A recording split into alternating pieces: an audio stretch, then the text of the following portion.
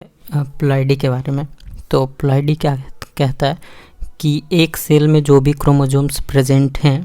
वो किस ढंग में प्रेजेंट है। आई मीन या तो वो पेयर्ड हैं या तो सिंगल सेट है, मतलब अनपेयर्ड हैं। तो ये हमें प्लाइडी बताएगा। और फिर इसमें दो कंडीशन आएगा, जैसे कि हमने देखा कि या तो वो पेयर्ड होंगे या तो फिर वो एक ही सेट के प्रेजेंट में होंगे, मतलब उनका कोई पेयरिंग नहीं होगा। अगर वो पेयर्ड हैं तो फिर वो कितने का पेयर्ड है ये फिर फर्दर बताएगा कि प्लाइडी कैसी है। अगर वो 2 के पेयर में हैं तो डाइप्लॉइड होंगे, अगर 3 के पेयर में है तो ट्रिप्लॉइड होंगे, 6 के पेयर में है तो हेक्साप्लॉइड हम लोग कहते हैं। अगर वो पेयरिंग है ही नहीं बिल्कुल, मतलब एक सिंगल सेट ही क्रोमोसोम पूरे सेल में प्रेजेंट है, तो वैसे सेल को हम लोग क्या बोलेंगे, वैसे हैप्लॉइड सेल बोलेंगे। अगर एग्जाम्पल की हम बात करें तो यहाँ देख लेते हैं कि सेल को मतलब डिनोटेशन जो इसका सेल में होगा या क्वेश्चन में ये दिया कैसे होगा। तो उसमें हम लोग देखेंगे कि एक सेल है तो उसमें अगर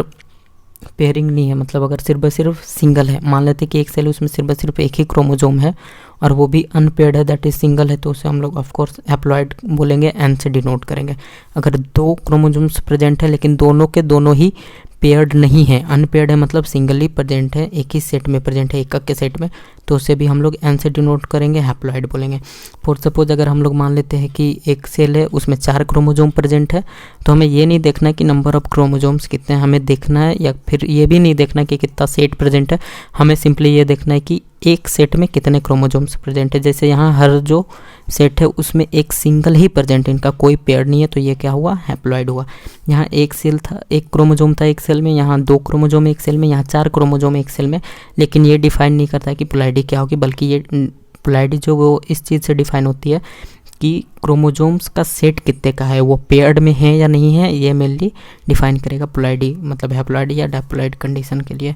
यहाँ देखते हैं कि एक सेल है उसमें 2 क्रोमोसोम प्रेजेंट है लेकिन वो एक सेट है, आई मीन 2 का पेयर है, तो ऑफकोर्स ये प्लाइडी में जाएगा। फर्दर ये भी हम नहीं डिफाइन नहीं कर सकता कि टोटल क्रोमोसोम्स कितने, यहाँ 2 है यहाँ 4 है, लेकिन दोनों ही डाइप्लॉइड हैं क्योंकि इसमें भी 2 का पेयर है और यहाँ भी 2 का पेयर है। नंबर ऑफ क्रोमोसोम्स यहाँ 4 है यहाँ 2 है, लेकिन उससे फ़र्क नहीं पड़ता, हम लोगों को देखना है कि एक सेट में पेयरिंग है या नहीं। यहाँ फर्दर हम लोग देख लेते हैं 8 क्रोमोसोम्स इन टोटल है, लेकिन हर सेट में 2 का पेयर है, तो ऑफकोर्स ये भी 2n जाएगा, डाइप्लॉइड जाएगा। फर्दर हम लोग देखते हैं 3n की बात करें तो 3n का सारा ही है प्रेजेंट, लेकिन हमें फिर से वही देखेंगे कि एक सेट में पेयर कितने का है, 3 का पेयर, ऑफकोर्स ये ट्रिप्लॉइड जाएगा, 3n जाएगा।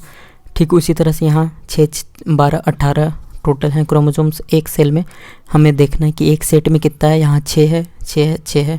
तो इन टोटल ये क्या जाएगा 6n, मतलब हेक्साप्लॉइड से हम लोग बोलेंगे।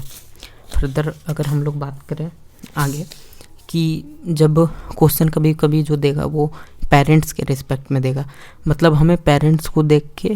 और जो प्रोजनी जो है उसे कंपेयर करना है। जैसे अगर यहाँ बात करें कि पेरेंट जो है वो डाइप्लॉइड है, मतलब 6 क्रोमोसोम इन टोटल है, लेकिन हर जो है वो 2 के पेयर में, तो ऑफकोर्स ये डाइप्लॉइड यानी 2n जाएगा। अगर बात की जाए पहला, अगर मान लो इसके 2 डॉटर सेल हैं, उसमें अगर हम लोग बात करेंगे तो ऑफकोर्स ये तो क्या है कि पेयर्ड है, ये भी क्या है पेयर्ड है, लेकिन यहाँ जो है वो एक कम है, 2n में से एक जो है वो क्रोमोसोम वो कम हो गया है, तो इसे हम लोग जो डिनोट करेंगे वो करेंगे 2n - 1 से, मतलब पेरेंट्स को देख के हम लोग इसे डिनोटेशन देंगे। अगर आगे हम लोग फर्दर बात करें तो यहाँ भी ये पेयर्ड में है, यहाँ भी पेयर्ड में है, मतलब 2 पेयर है 2 का, पेरेंट्स में 3 पेयर था 2 का, यहाँ जो है वो पूरा ही 2 जो है वो गायब हो गया, मतलब कि एक पूरा सेट ही गायब हो गया, तो इसे हम लोग डिनोट करेंगे 2n - 2 से डिनोट करेंगे। फर्दर उसी तरह अगर हम लोग 3n में बात करें तो 3n में हम लोग देखेंगे 3 पेयर का है और पेरेंट्स में कितना है तो 3 सेट है। प्रोजनी में अगर हम ध्यान दें तो एक में तो एक से एक गायब है और दूसरे से भी 2 गायब है, मतलब कि पूरा जो है वो 2 क्रोमोसोम गायब है, लेकिन एक सेट से एक क्रोमोसोम गायब है, तो इसे हम लोग डिनोट करेंगे 3n। जैसे यहाँ सिर्फ एक क्रोमोसोम गायब था तो 2n - 1 हम लोग किए थे, यहाँ क्या है कि 2 क्रोमोसोम गायब है तो 3n - 1 और फिर -1, क्यों, क्योंकि यहाँ हर सेट से एक गायब है, तो एक के लिए -1 और फिर अगला सेट से एक गायब है तो उसके लिए भी -1 करेंगे। यहाँ हम लोग देखेंगे कि पेरेंट्स में क्या था, पेरेंट्स में 3 का 3 सेट था, 3 का एक पेयर था, यहाँ भी 3 का एक पेयर है, लेकिन इसमें 3 पेयर थे, 3 वैसे वैसे सेट थे, यहाँ एक पूरा सेट ही गायब है। तो उसके लिए हम लोग क्या करेंगे, 3n-3 देखेंगे।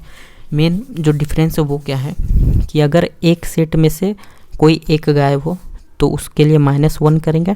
जैसा यहाँ हमने किया, यहाँ भी किया। 3n में से अगर एक सेट में से एक गायब हो तो -1 करेंगे, एक सेट में से 2 गायब हो, 3 गायब हो, या जितना भी अगर पूरा सेट लगातार गायब हो तो -2 करेंगे। यहाँ जैसे तीनों पूरा सेट गायब था 3 का, तो यहाँ -3 किया। और अगर